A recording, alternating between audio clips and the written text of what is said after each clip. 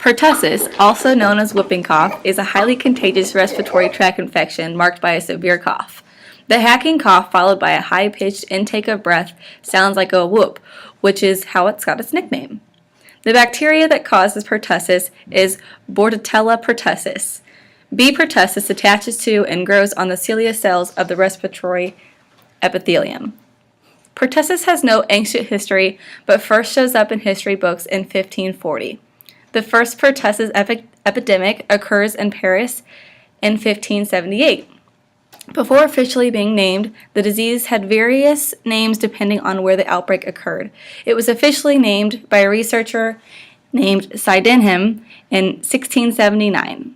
Pertussis means violent cough.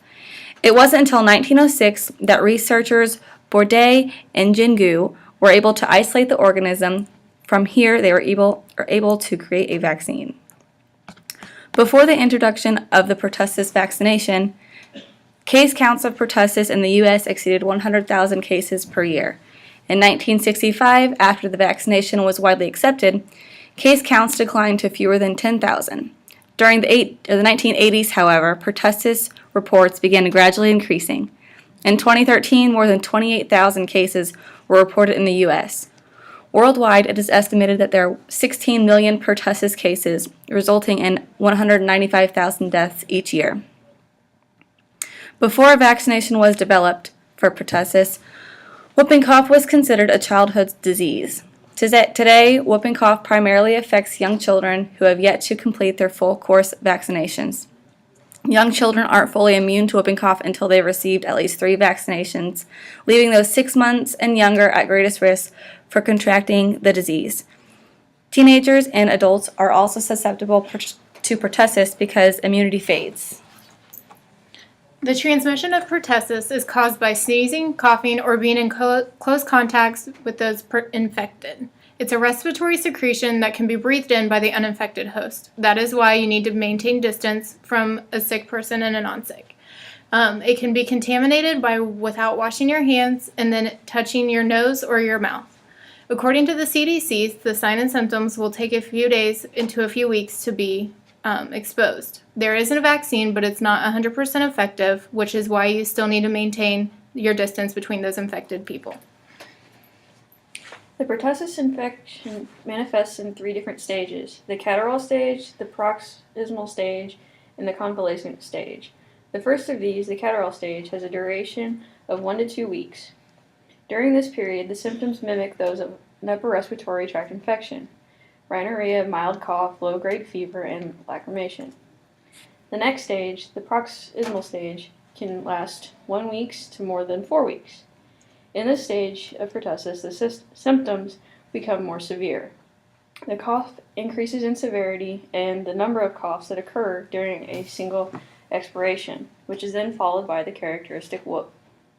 Coughing at this point can have a number of triggers such as sneezing, yawning, drinking, or eating, and can lead to vomiting.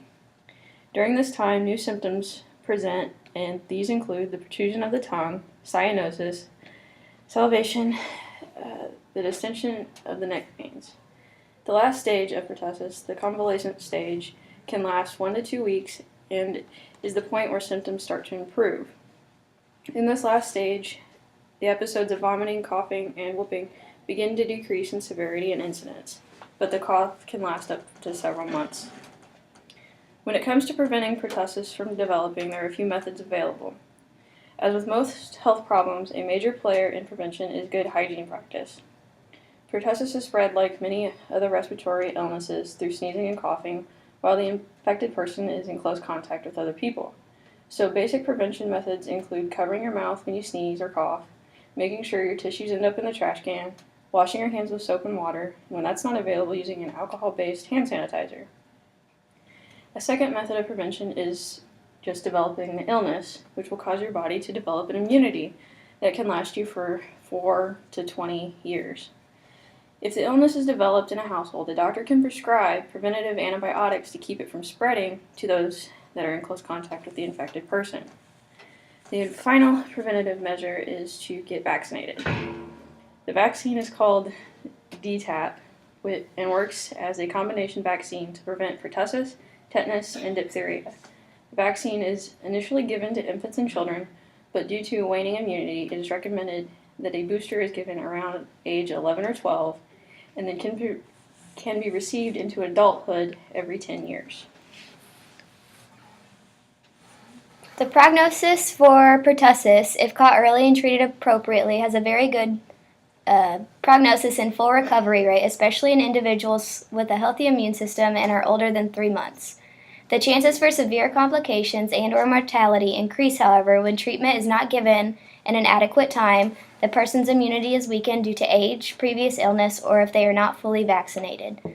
Treatment for pertussis includes pharmacological interventions such as antimicrobial agents like erythromycin and azithromycin. It is usually recommended for infants younger than 1 month old to be given azithromycin because of the risk associated with the other antimicrobials. The earlier the treatment begins, the better the outcome can be and potentially lessen the severity of the entire course of the illness. While medication is a vital part of treatment for pertussis, palliative and home care remedies can also help lessen the symptoms and make the individuals more comfortable.